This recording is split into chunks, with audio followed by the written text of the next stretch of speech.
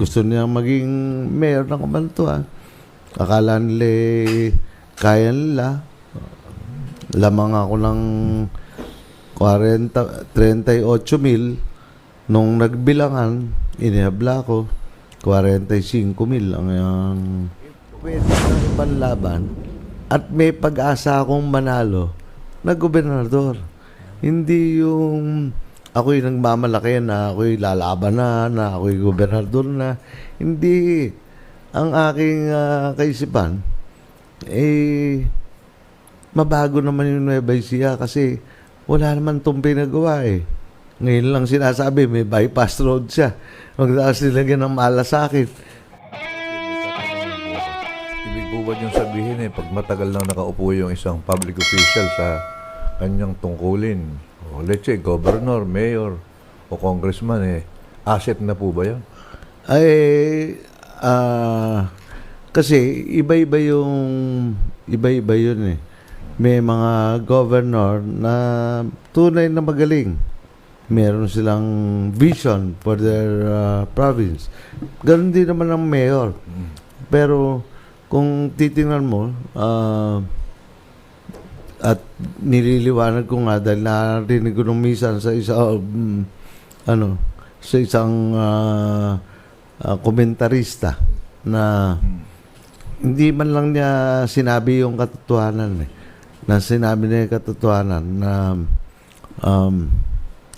si Jay tahimik lang nilabanan ng governor tapos naipanalo. Tapos si Jay tahimik lang lumaban yung kapatid nung yung vice governor Umali. Bukal siya noon. Si Jay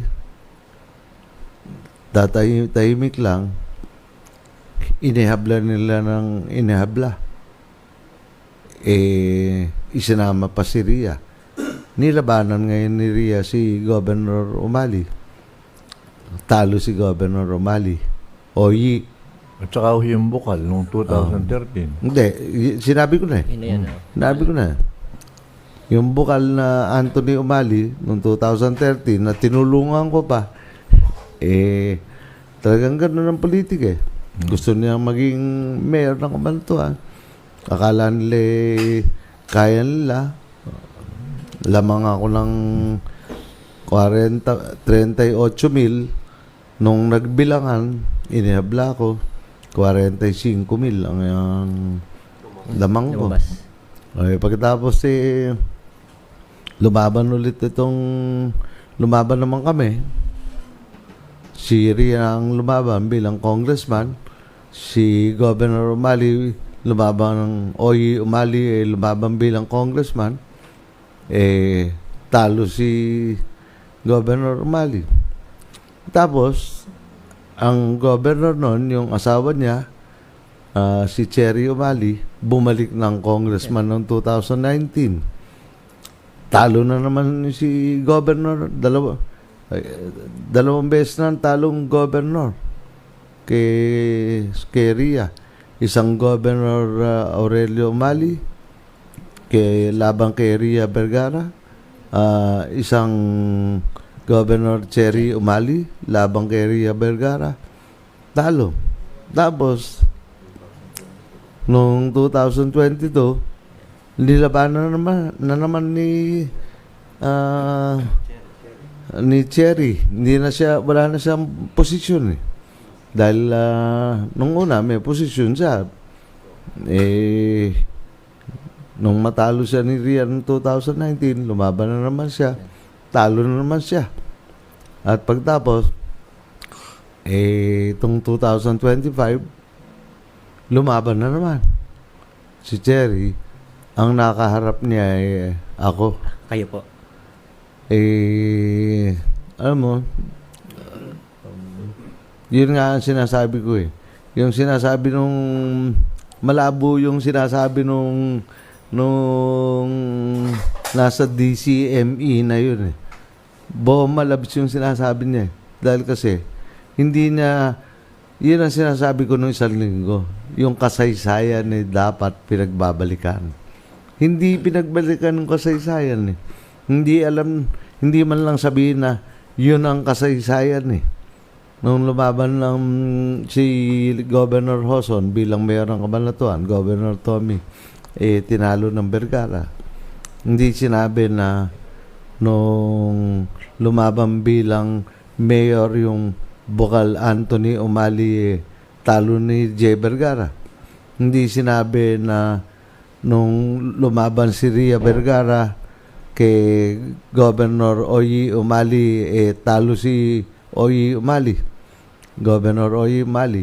Hindi rin sinabi na si Governor Cherry Umali nilabanan si Ria, talo rin si Governor Cherry Umali. Nung wala na siyang posisyon, nilabanan na naman ulit ni Cherry si Ria, talo na naman. O, nung wala siyang posisyon, nilabanan niya si Vice Mayor J. Vergara, talo na naman. Si Anthony naman, nag-Vice Governor, pinagbigyan ng lalawigan ng Nueva Ecija, pinagbigyan ng Cabanatuan, ng lalawigan ng Nueva Ecija, lumaban na namang mayor, 32,000 na ang lamang ni Mayora Maica. Pati yung aking ginagamit na sikat na baby. Oh, baby. One more time, baby. Ang sabi ni Nino Torre, your time's up, baby. Yun ang sabi ni Nino eh. Tama ba ako, Nino? Tama po. Okay. Tama po. At tama naman po yung konteksto, POJ, na siguro po hindi lang po napag-alaman nung commentator yung history. Pero kung titingnan po natin dapat talaga. Dapat alamin niya. Dahil nga, yun ang pinag-uusapan natin nun. You should read the history of the victors and the vanquished. Oh. Yun ang pinag-usapan natin nung last week. Tama po. Sa June 12. Independence Day po. Diba? Sa Independence Day. Ang hirap dito sa mga commentator kung merong silang bias. Hindi ko sinasabing may bias sila. Pero ang aking advice sa kanila, tingnan muna nila yung tunay na istorya. Oh. Tapos, ano ipagyayabang ko? Ba't ko sasabihin na ini-skew yung sinabi kong 5,000 piso? Ang gumastos ng 5,000 piso kada botante si yung mga Umali. Alam nung lahat ng tika-Cabanatuan yun eh. Ni 5,000 na nila yung Cabanatuan. Olat pa rin eh. Talo pa rin. Kaya nga sabi ko nga nun, Atty. Villar, nung kino-caution, I really was cautioning the family of the Umalis. Ang sabi ko, 4-0 na yung score. Anthony lost to J. Vergara. Kasi POJ, natatanda ko Ria, Oyi, Umali, lost to Ria. Cherry, Umali, Governor pareho yun, lost to Ria. Nung walang posisyon si Cherry, talo na naman kay Ria. Kaya nga sabi ko, in all humility, ang sabi ko, kung suswertihin at kakasihan ng Panginoon Diyos ang mga Umali, ang magiging score 4-2 kung kami mamalasin at manalo yung Umali. Ngayon, kung pagbibigyan ng Panginoon Diyos ang isang Vergara, isang Umali, ang magiging score 5-1. Pero kung ang tunay na damdamin ng taong bayan, para sa Vergara, mamalasin yung Umali. 6-0. Ang masama, sa buong Nueva Ecija, sa buong Pilipinas. Alam mo niyo, kabuo Pilipinas. Nung kausap ako ng mga gobernador sa Manila, sa mga congressman sa Manila, ang kanilang kaisipan, talo na yung umali sa governor pagka nilabanan ng Vergara. Yun ang totoo. Hindi pagyayabang yung akin eh. Ang sabi ko nga, nung magsayaw ako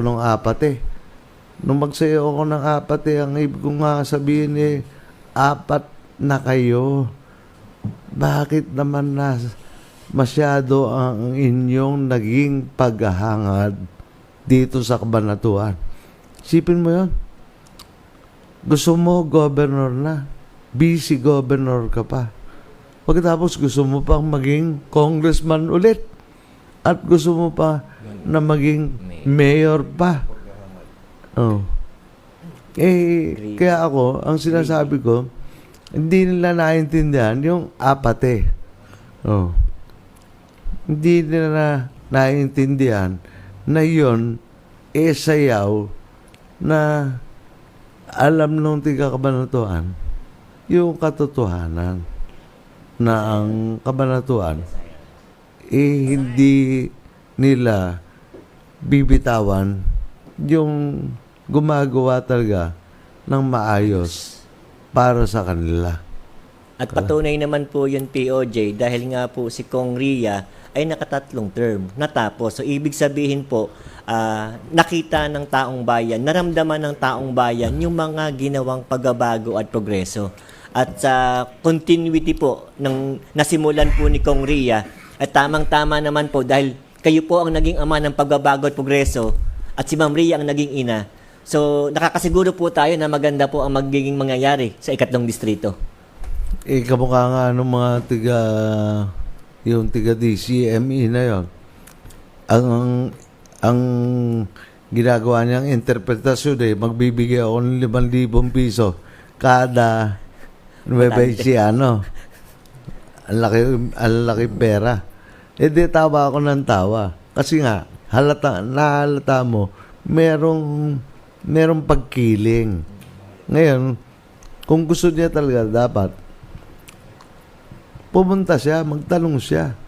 Hindi yung titira siya. Pagtapos, magte-text sa akin, gusto akong interviewin. Pagbigyan man kita mag-interview, Mr. Ewan ko ba anong pangalan nung tiga DCME na sinasabi. Pagbigyan ko man siya ng interview, I will treat you with a grain of salt. Kasi, alam nung tiga Kabanatuan 5,000 piso ang bumaha galing sa pera ng umali. Sa ano po ba? District 1, District 2, tsaka po sa District 4? 500. Natanggal po isang zero.